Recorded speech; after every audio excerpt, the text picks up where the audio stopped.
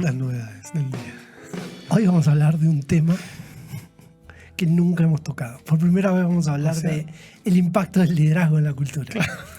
¿En qué?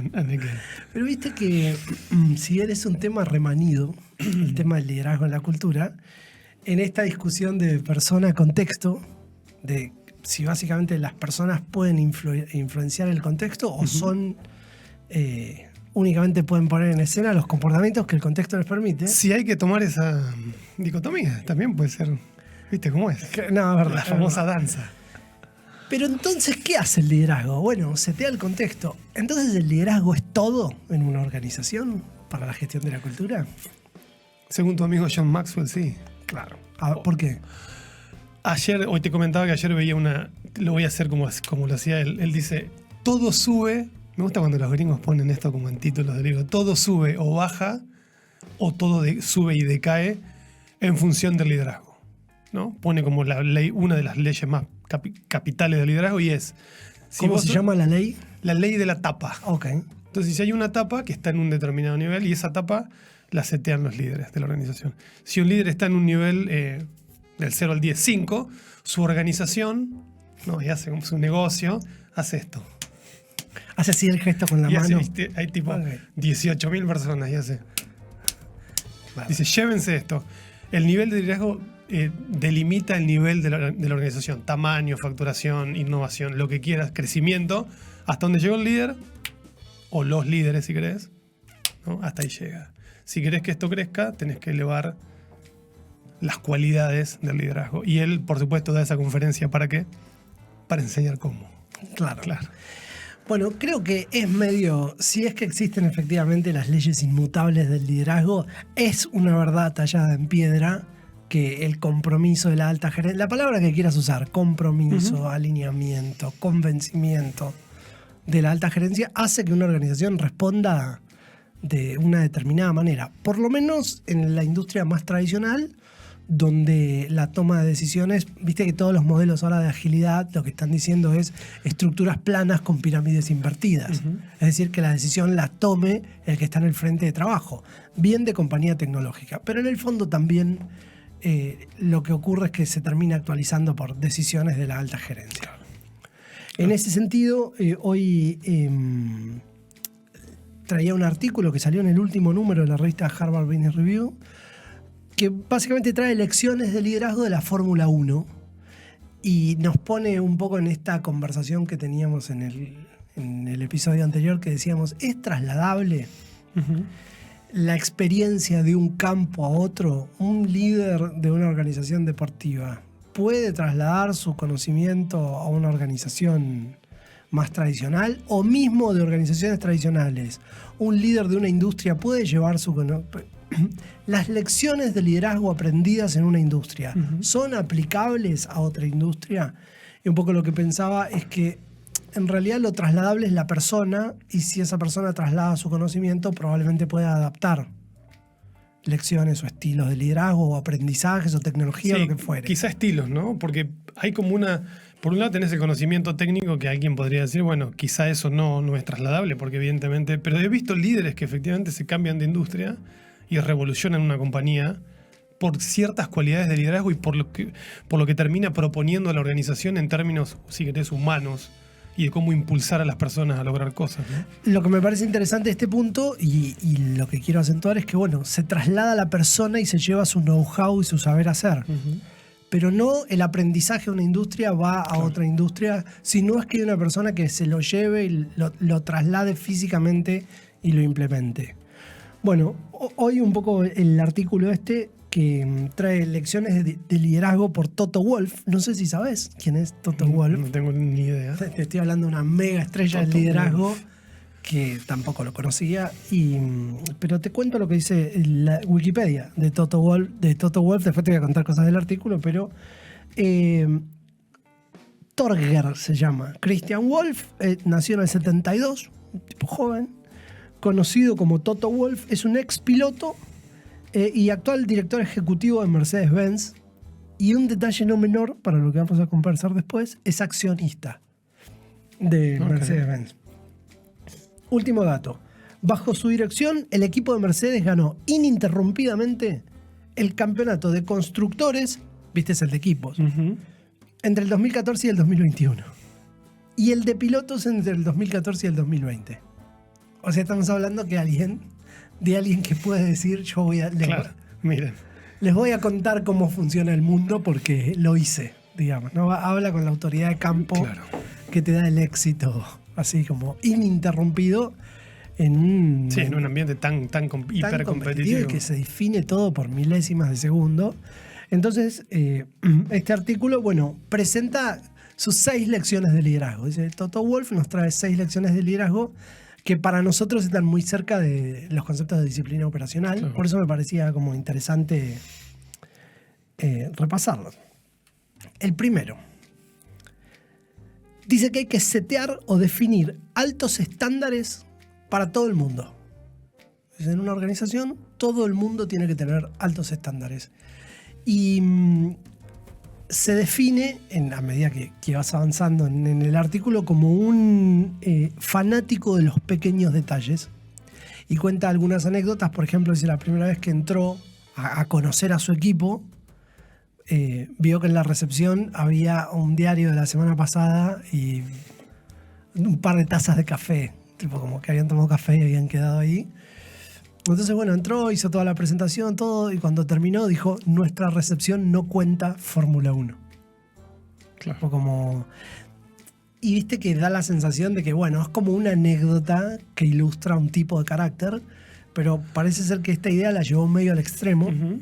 Y cuenta en este punto 1, esto de definir altos estándares para todo el mundo, dice que otra de las cosas que le ocurrió es que cuando fue por primera vez a los baños en las carreras, vio que estaban sucios, no que eran una mugre, que estaban como sucios, y dijo, acá recibimos a nuestra familia y a nuestros sponsors, con lo cual contrató una persona como un gerente de higiene para mantener limpios los baños, y le mostró, quiero leer exactamente Perdón, cómo lo cuenta. ¿de qué nacionalidad es? ¿Es inglés? ¿Sabes que no sé? Austríaco. Bueno, Tenía un nombre medio estaba alemán. ahí, que sí, es casi alemán, digamos, austríaco. El artículo dice, le mostró en un nivel granular cómo limpiar un baño al responsable de higiene. Claro. Bueno, que era un tipo como más una gerencia. Entonces la pregunta era, ¿pero micromanagement? Tipo que limpió un inodoro más o menos. Dice, porque el ejemplo, tipo a un nivel granular. O sea, lo que quería mostrar es el nivel de excelencia que pretendía, casi ni siquiera simbólicamente, limpiando un baño. Claro. Y tiene como una frase así, lo mismo para los garages, a todos los garages. Dice, cada vez que pasa un auto, pasa alguien y limpia el piso. No quiere marcas en los pisos. ¿Viste? Hay como una cosa de la higiene, el orden, la pulcritud, como un nivel extremo del detalle, como reflejo de lo que espera de toda la organización. Y me gustó. Es muy similar, perdón que te interrumpa, No, dale. a la...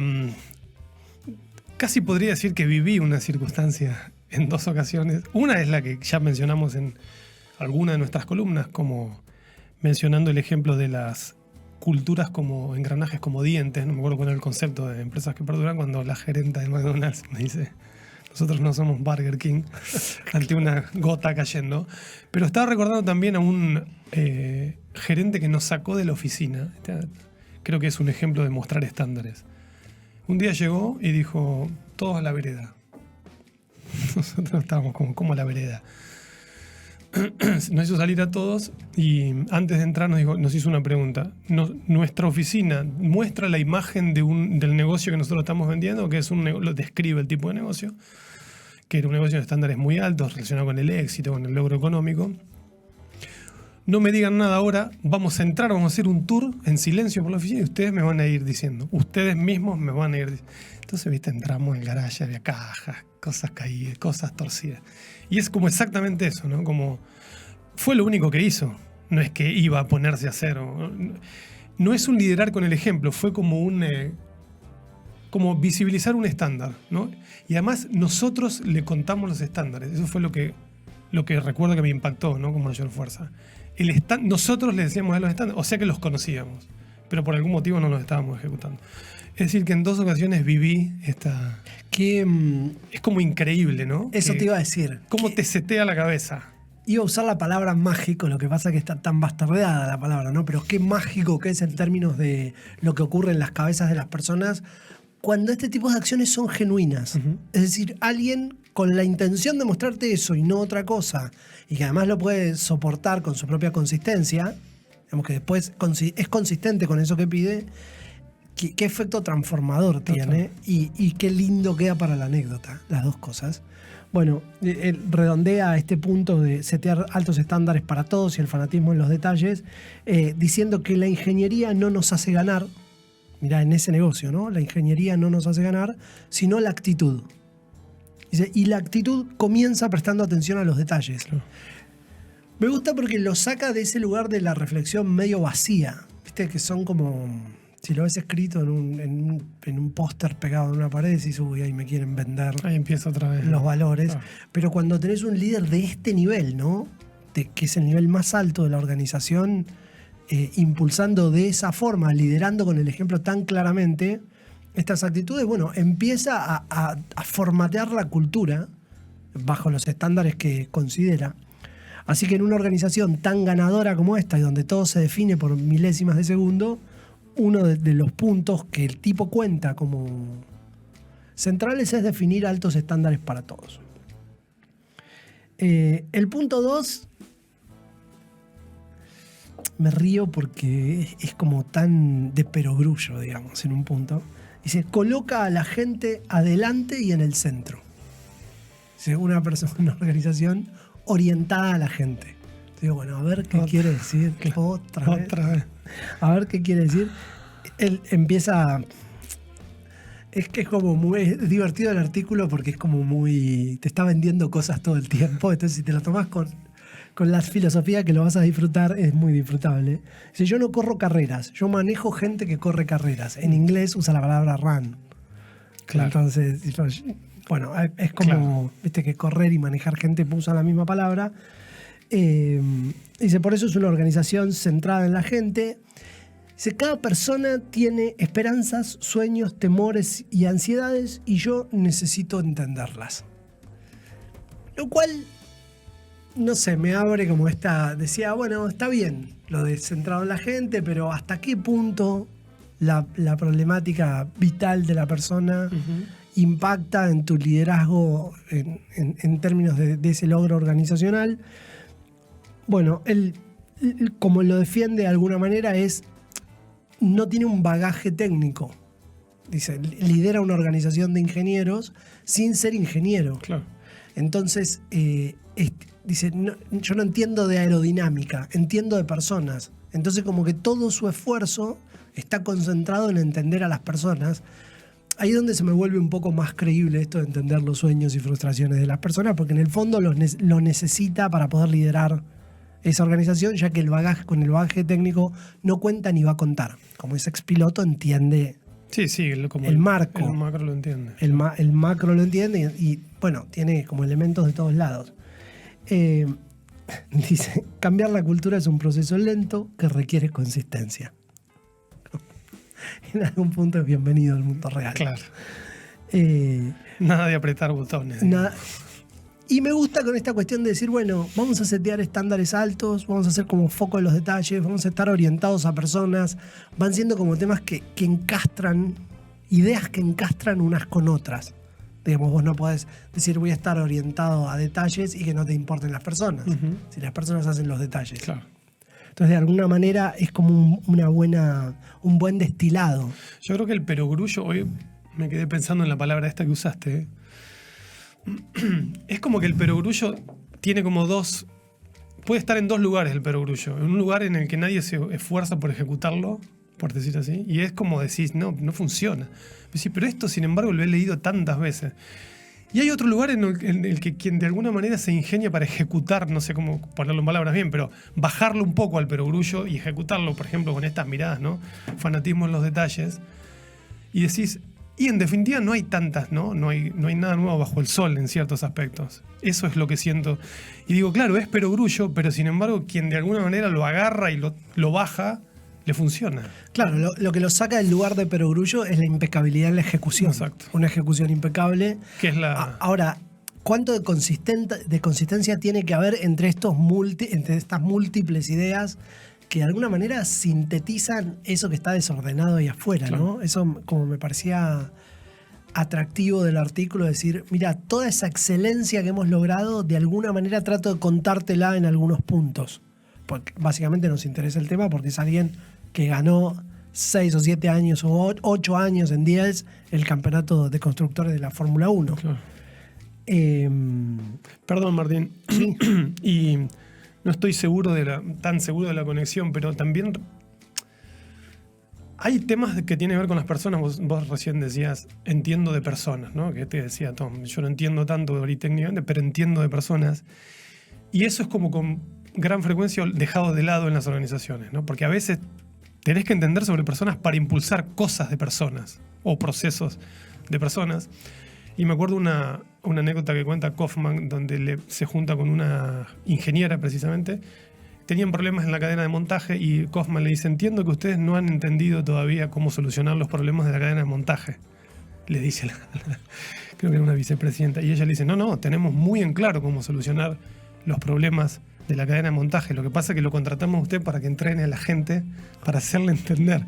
Y entonces Kaufman, un poco quizás siendo irónico, le dice, por eso, es como le acabo de decir, no entienden cómo solucionar. Porque lo que estaba detrás de la conversación es las personas fuera, las personas dentro de la ecuación que tengo que entender. Kaufman le decía, hasta que no entiendas cómo traccionar el tema con las personas en la cadena de montaje, no habrás entendido cómo solucionar esos problemas. Muy interesante. Viste que la gestión de personas, el hacer que personas hagan determinadas cosas, conducirlas hacia un logro de objetivos, es como simple y complejo a la vez. Claro. Hay una parte de eso que es muy simple, de entender qué es lo que está ocurriendo en el grupo para llevarlo a algún lugar. Pero para quien no tiene desarrollados los skills básicos o las distinciones básicas en términos de gestión de liderazgo, es como un idioma que le queda inaccesible.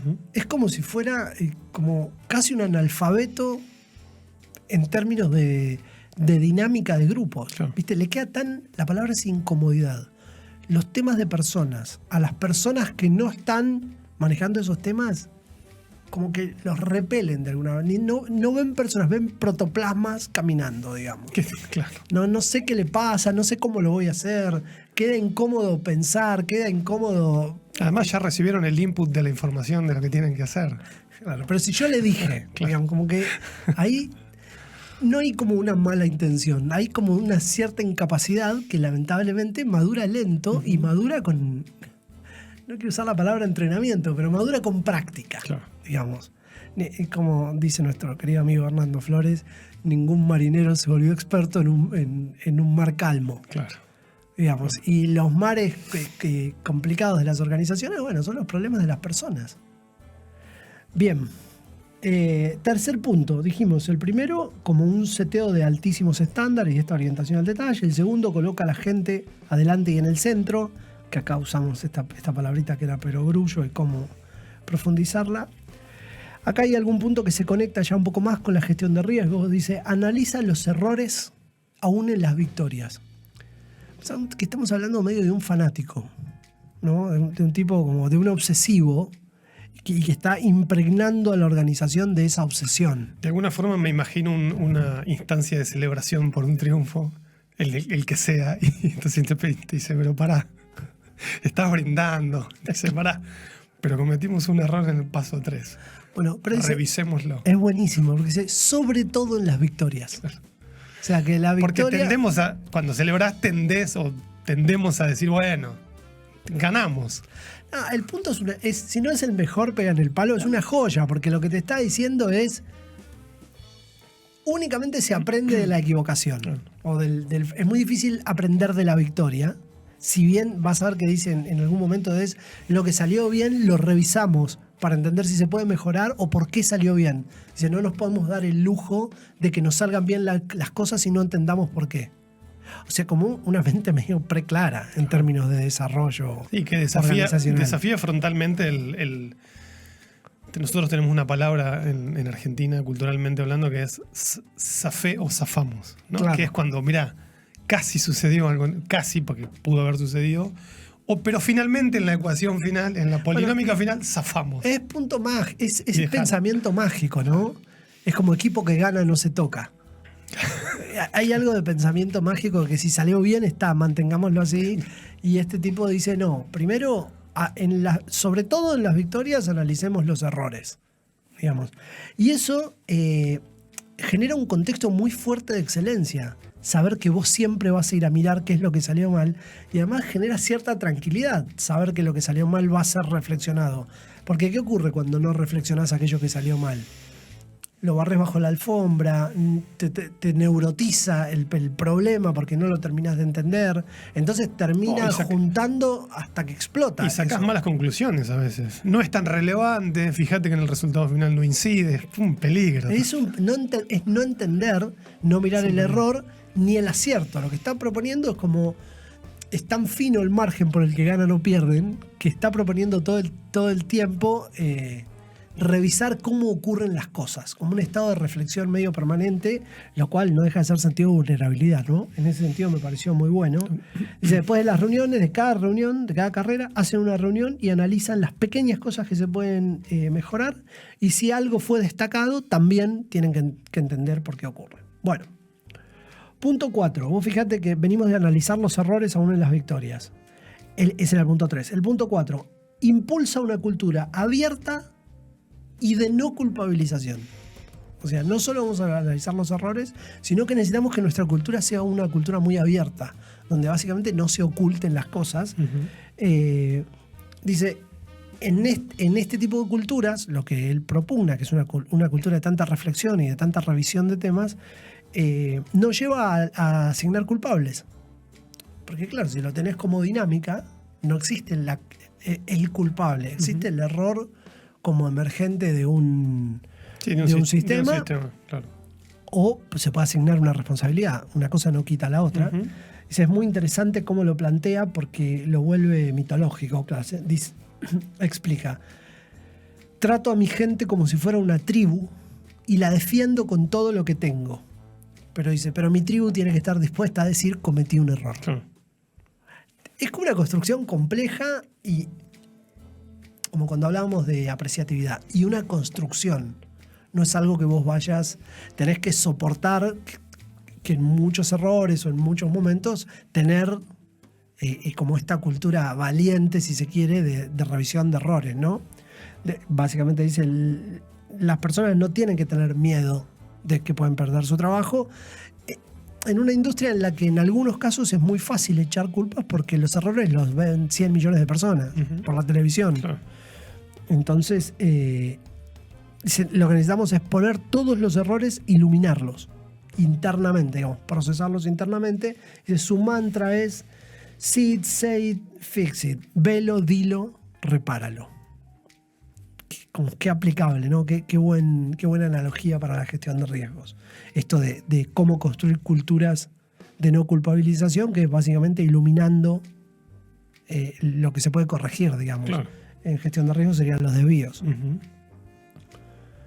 Punto 5. Acá entramos a un... ¿No? ¿Ibas a decir algo o no? No, me quedé pensando en algo, pero no.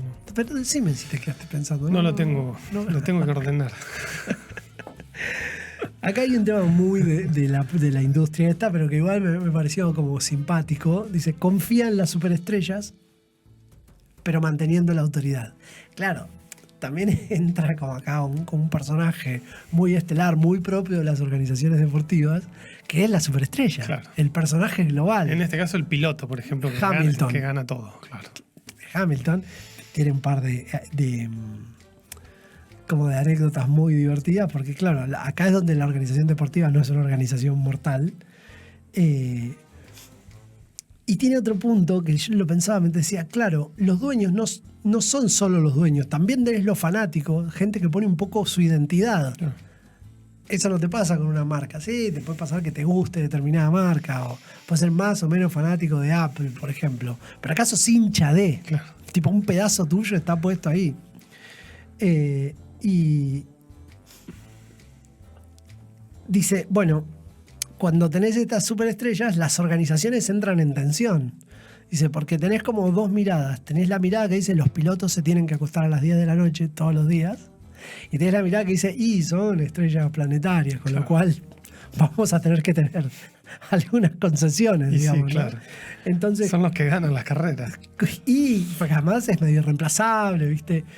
Y cuenta, acá particularmente tiene algunas anécdotas con Hamilton, que mirá lo que es un ciudadano global, ¿no? Un poco lo que hablábamos el otro día de Messi. Dice, Hamilton tenía que presentar una marca de ropa en Shanghái. De ahí volaba a Nueva York, que hacía una escala por una reunión que tenía que hacer, y se iba a Londres, donde un amigo de él se casaba. Y al otro día volaba a Singapur. Eso lo hacían, no sé, en 48 horas, creo, en 72 horas. Antes de la carrera. Y en Singapur llegaba corría. 24 horas antes de la carrera. Y en Singapur corría. Entonces dice, claro, cuando llegó, había toda una sensación de... ¿Y dónde está el piloto? Claro, ¿qué onda con este? ¿Qué onda con este? Y dice que Hamilton le dijo, confía en mí. Que cuando él llegó, le dijo, mirá, que el equipo está muy tenso, que yo le dijo, confía en mí. Dice, y al otro día hizo la mejor performance que jamás vimos de un piloto. Es una anécdota llena de color, Sí, porque... digamos, ¿no? Es como... Vos sabés que me acordaba de... Que no... Bueno, la película se estrenó no hace mucho, pero para no spoilear demasiado, Top Gun, Maverick, la última. Me trajo... Es muy interesante este punto, porque pone en cuestión, y me gusta lo que dice Tom Wolfe, que esto mantener el equilibrio entre la estrella, que es el que logra las cosas, ¿no? Y la disciplina requerida como equipo para lograr algo.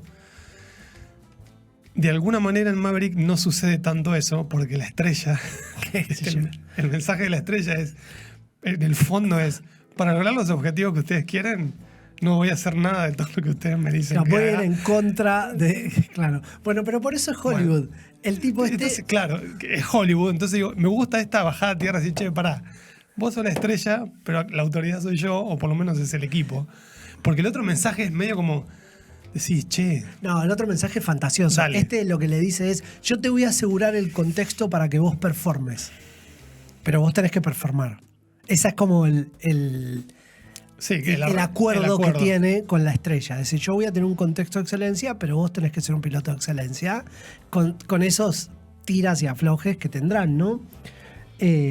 También hay otro punto que estábamos hablando, Toto Wolff es un accionista, el 30% de las acciones. Entonces, para manejar a estos personajes también necesitas figuras muy fuertes, ¿viste? Lo llevas al mundo del fútbol o en la NBA, Phil Jackson, Gallardo, en River, para hacer algo mucho más local. Es como tenés personajes que son medio, entre comillas, celebridades también, nada más que son como estrellas en el mundo del orden. Claro. Steve Kerr o... Casi todos los entrenadores de la NBA que han sido estrellas y después se vuelven entrenadores pueden manejar estrellas. Porque hay algo en esa conversación que no se actualiza de ninguna manera en las organizaciones convencionales o mortales. Pero bueno, me pareció simpático el punto. Porque no deja de hablar de una negociación entre personas. Pero qué gran figura que me acuerdo aquella observación de Warren Buffett que les decía a los administradores de su compañía es, piensen como dueños. ¿No? Siempre, ustedes tienen que pensar como si fueran el dueño de la compañía, y de hecho los entrenaba para eso y les decía cómo. Claro, tiene el 30%, tener el 30% de la sección, además te pone en una mirada como muy... que integra un poco toda la conversación, ¿no? Ahí es donde, viste, cuando arrancamos la conversación te decía, che, el líder cuánto moldea la cultura. Y un líder de este calibre el 30% completamente moldea además la cultura, ¿no? Bueno, y el último de los puntos es lucha en forma implacable contra la complacencia. Claro. Tiene... volvemos a la idea de contexto. ¿Te acordás cuando hablamos sobre el libro Excelencia Operacional Extrema en el submarino nuclear? Claro, esos contextos tan extremos te ponen en situación de desarrollar culturas extremas para obtener éxito. En este caso... Insisto en esta idea porque la repite mucho el artículo, que se define por milésimas de segundo. Entonces, vos necesitas que todo el año toda la organización esté orientada a ganar esas milésimas en algún momento. Y eso implica mantener los baños impecables. Digamos, seguro que no es lo más importante de todo, pero es lo que construye la mentalidad. Total. Entonces necesitamos que toda la mentalidad esté orientada en esta construcción de cultura ganadora, me gustó mucho este punto de lucha en forma implacable contra la complacencia, porque mirá lo que lo para al tema. Básicamente dice, odio perder. Porque perder es la razón principal para volver a perder. Claro. Buenísimo. Lo que te condujo a perder te va a volver a conducir a Es perder. la principal, te da el permiso para volver a perder, etc. Entonces, ¿cómo combatimos esa complacencia? Trabajamos duro. O sea, como le saca todo misticismo, se cree, trabajamos duro. Trabajamos más horas que en el 2014, analizamos con más profundidad las estadísticas, nuestros pilotos dan más horas sentadas en el simulador, como lo vuelve como medio lineal. Y dice, porque necesitamos generar una cultura de competencia feroz. Fíjate cómo lo pone también, lo contrapone con esta idea de la tribu a la que cuida. Dice, mi tribu compite ferozmente. Dice, y además tenemos que visualizar muy claramente a quién le vamos a ganar. Entonces visualizan a la otra, claro, a su contraparte cada uno, a la que le tiene que ganar, te ponen la imagen, la foto del tipo, todo. Dice, tenés que identificar a tu oponente, verlo y pensar y mirarlo todos los días pensando en que le vas a ganar. Mucha ferocidad también en ese tipo de liderazgo. Y traje un último encomillado que me gustó mucho, que es, nunca subestimemos el poder, nunca subestimemos nuestro poder colectivo para hacer foco y unirnos en nuestra misión y nuestros objetivos. Como un seteador de mentalidades. Feroz. Un nivel de intensidad, así como los volúmenes todos altos, así. Pero bueno, yo creo que lo más interesante, más allá de este leadershipeador, shapeador, digamos, de esa cultura, que le da forma a esa cultura, sobre todo tenés un gran constructor de un contexto. ¿Viste cómo usa la fuerza colectiva para decir? Además, en ese contexto, a su vez, está en un contexto un poco más amplio, que es la feroz competencia que existe en la Fórmula 1 y, por ejemplo, en las carreras de ciclismo, de alto rendimiento. Recuerdo que habían ideado un tipo de transporte para transportar las bicicletas, reduciendo las filtraciones de polvo durante el viaje, porque el polvo se alojaba... Es la idea de la excelencia. Claro, entonces el polvo se alojaba en no sé qué parte de la grasa del engranaje y eso sumado a no sé qué terminaba generando resistencia al ciclista. Entonces perdía un milisegundo o podía perder eventualmente ante un competidor. Entonces en alguna mirada de las mejoras continuas dijeron, bueno, mejoremos nuestro transporte para que el polvo no ingrese y nuestras bicicletas tengan menos polvo, ¿no? Ese tipo de contexto, como vos decías antes, genera ese tipo de pensamiento cada vez más ajustado. Me quedé pensando en lo que decías antes, en el marco de un contexto que te lo permite, lo favorece, lo impulsa, porque si no, todas ese tipo de iniciativas son imposibles de llevar adelante si no te acompaña. Después tenés que ser hábil en la ejecución, pero lo primero que necesitas es un contexto que te lo impulse. Digamos, que haga de la exigencia cierta zona de confort. Como que el salir de la caja, salir de tu zona de confort, sea adentro de un lugar que propicia salir de tu caja de confort. Dice, esta reflexión final, establecer una cultura ganadora es un proceso de acompasar equipos que nunca termina. O sea, en definitiva, tipo, hola, este es un esfuerzo y es para siempre. Nunca termina, claro. Nunca termina. Es la idea de pensar la gestión cultural en el largo plazo y que tarda, la gran pregunta, ¿y cuánto tiempo vamos a tardar en cambiar nuestra cultura? Claro. Es secundaria. Lo primero que tenemos que entender es que hay que gestionarlo siempre. Y después vamos entendiendo cuáles son los pasos intermedios. Del proceso. Bueno. Toto Wolff extraordinario. Me agotó Toto Wolff. No lo nivel de conocíamos. intensidad. Sí. Bueno, chin. Excelente.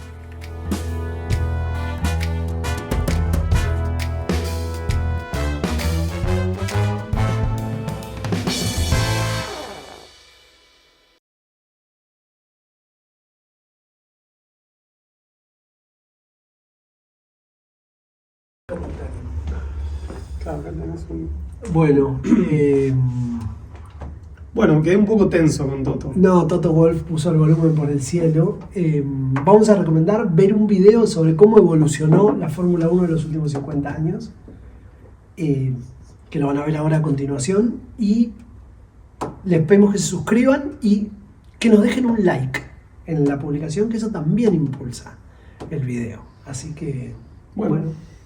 Muchas gracias. Ha sido todo. ¿Es el de los equipos que intervienen? Sí, ese video. Excelente. Y el artículo, no sé si estará en internet, yo tengo la versión escrita de Harvard Business Review, es el último número, se llama Fórmula 1, Lecciones de Liderazgo por Toto Wolff, así se llama el artículo.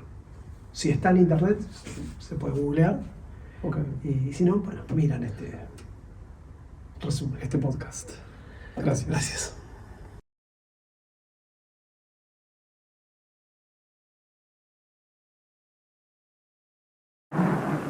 But Holland comes in for a pit stop. Time to refuel and change tires. Lou Moore himself changes the tires. Only 4 crew members, including the driver, are allowed to work on the car. It's a tense time. Holland stays in his seat, anxious to get away. Let's watch.